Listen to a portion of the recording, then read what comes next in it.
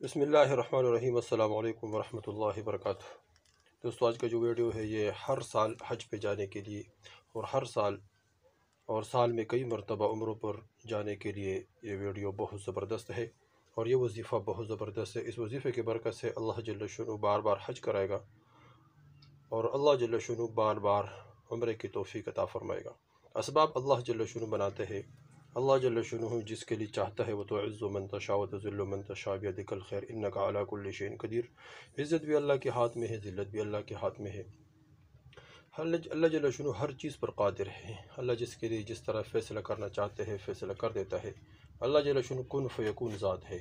کاف نون سے ملنے سے پہلے اللہ جل شانہ انسان کے لیے ہر قسم کا سبب بنا سکتا ہے۔ بس انسان اللہ جل شانہ سے مانگے اور دل میں درد ہو، کڑن ہو، غم ہو اور اس طرح فکر ہو اور یہ نیت ہو اور بار بار اللہ جل شانہ سے دعا ہو، رونا ہو، دھونا ہو کہ اللہ مجھے اپنا گھر دکھائے، حضور صلی اللہ علیہ وسلم کا روضہ دکھائے، کہ اللہ مجھے حوض ہے حضور صلی اللہ علیہ وسلم نے جس کے بارے میں فرمایا کہ زمزم کا کنواں، اس کنویں تک مجھے پہنچا دے، وہ پانی مجھے پلا دے، اور حضور صلی اللہ علیہ وسلم کا روضہ نصیب فرمائے، حضور صلی اللہ علیہ وسلم کا جو روضے کا دیدار ہے وہ نصیب فرمائے، اور بیت اللہ دکھائے، مسجد نبوی دکھائے جس پر حضور صلی اللہ علیہ وسلم، جس مسجد میں حضور صلی اللہ علیہ وسلم ہوا کرتے تھے، اور اس طرح بیت اللہ کی طواف نصیب فرمائے، بیت اللہ کی طرف دیکھنا یہ نصیب فرمائے۔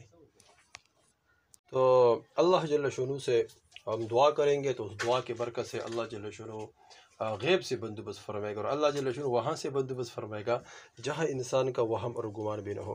یہ اللہ جل شانہ وہ ناممکن کام جو انسان کے لیے ناممکن ہو لیکن اللہ کے لیے کوئی ناممکن نہیں۔ اللہ جل شانہ کے لیے ہر ناممکن کام ممکن ہے۔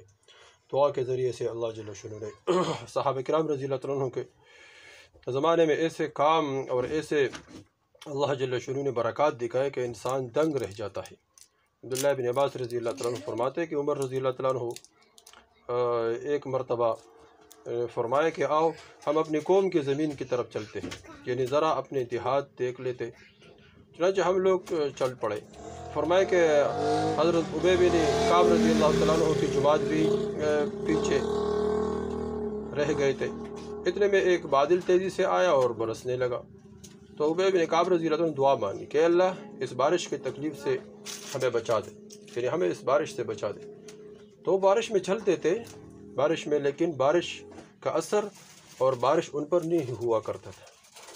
تو یہ باقی ساتھی سے جب آگے مل کر تو انہوں نے کہا یہ کیسے، ہم تو بارش سے بھیگ گئے۔ انہوں نے فرمایا کہ ہم نے دعا مانگی، تو دعا کے ذریعے سے اللہ جل شانہ ان کو بارش کے جو اثرات ہے اور بارش کے جو اس سے اللہ جل شانہ ان کی حفاظت فرمائی۔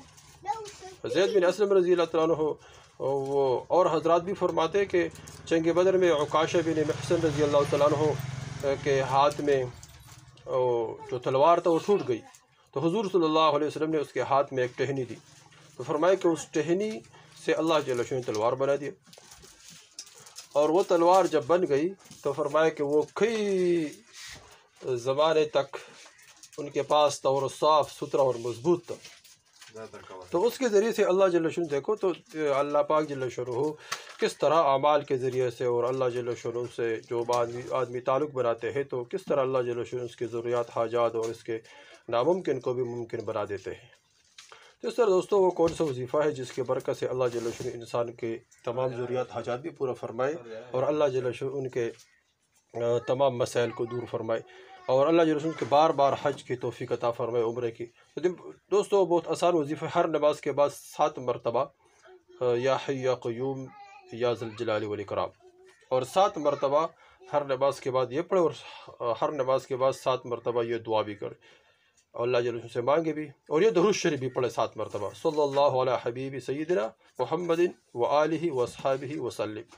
7 مرتبہ درود شریف اور 7 مرتبہ یہ دعا پڑھے یا حی یا قیوم یا ذی الجلال والاکرام، تو انشاءاللہ اور پھر اللہ جل شانہ سے دعا مانگے تو اس کے برکت سے اللہ جل شانہ غیب سے بندوبست فرمائیں گے۔ تو یہ وظیفہ دوستو خود کرے اور آگے شیئر کرے تاکہ سب کو فائدہ ہو اور سب کو اللہ جل شانہ بار بار حج اور عمرے کی توفیق عطا فرمائے اور کوئی بھی اس سے محروم نہ رہ جائے۔ والسلام۔